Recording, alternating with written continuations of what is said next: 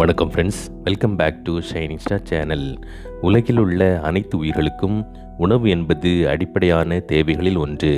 அதிலும் ஆரோக்கியமான உணவுகளை தேடி பிடித்துதான் உண்ண வேண்டிய நிலைமையில் தற்போது நாம் இருக்கின்றோம். நமது முன்னோர்கள் சாப்பிட்ட உணவில் இருந்த சத்துக்களில் இப்போது பாதிதான் இருக்கிறது. அதிலும் குறிப்பாக பதப்படுத்தப்பட்ட உணவுகளும், ஃப்ரிட்ஜில் வைத்த உணவுகளும், மீண்டும் சூடுபடுத்தி சாப்பிடும் உணவுகளும் நமக்கு நஞ்சாக மாறிவிடுகின்றன.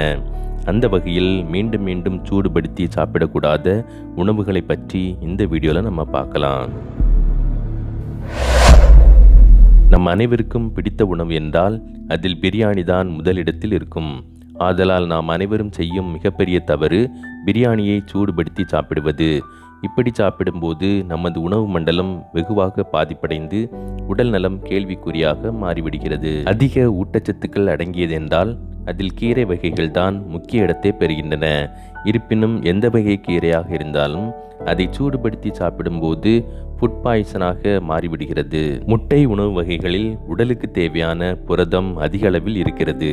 ஆனால் முட்டையை வைத்து செய்யப்பட்ட உணவுகளை மீண்டும் மீண்டும் சூடுபடுத்தி உண்டால் அது வாயு கோளாறுகளை ஏற்படுத்தி உடல் ஆரோக்கியத்தை பாதித்து விடுகிறது. உருளைக்கிழங்கில் நார்ச்சத்துக்கள் அதிகமாக இருக்கின்றன.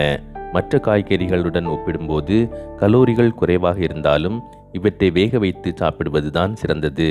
உருளைக்கிழங்கு பயன்படுத்தி சமைத்த உணவை மீண்டும் மீண்டும் சூடுபடுத்துவதால் அவை உடலுக்கு தீங்காக மாறிவிடுகிறது. கோழி இறைச்சியில் அதிக அளவு பாக்டீரியாக்கள் நிறைந்துள்ளன.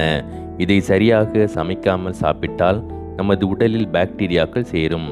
அதைவிட மிகவும் முக்கியமானது, கோழி இறைச்சியில் செய்த உணவுகளை திரும்ப திரும்ப சூடுபடுத்தும் போது பாக்டீரியாக்களின் எண்ணிக்கை அதிகரித்து உடல் நலத்திற்கு கேடு விளைவிக்கிறது. காளானில் உள்ள செலினியம் எலும்புகளின் உறுதித்தன்மையை ஊக்குவிக்கிறது.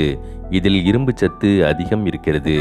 குழந்தைகள் முதல் பெரியவர்கள் வரை அனைவரும் விரும்பி உண்ணும் காளான் உணவை மீண்டும் மீண்டும் சூடுபடுத்துவதால் வயிற்றுப்போக்கு, வாந்தி, குமட்டல் போன்ற வயிற்று பிரச்சனைகளை உண்டாக்கி உடல் நலத்திற்கு கேடு விளைவிக்கிறது. இரும்பு சத்து மற்றும் வைட்டமின் B12 சத்துக்களை கொண்டிருக்கும் பீட்ரூட் கிழங்கு இரத்தத்தில் ஹீமோகுளோபின் அளவை அதிகரிக்க உதவுகிறது.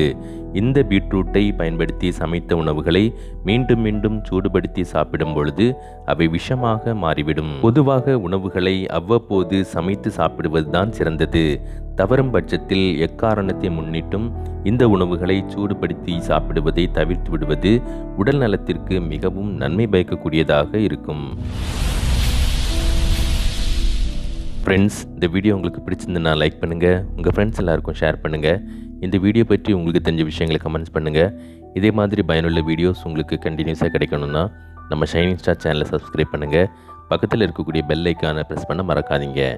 இதே மாதிரி இன்னொரு பயனுள்ள வீடியோவோட அடுத்த பகுதியில் சந்திக்கலாம். நன்றி, வணக்கம்.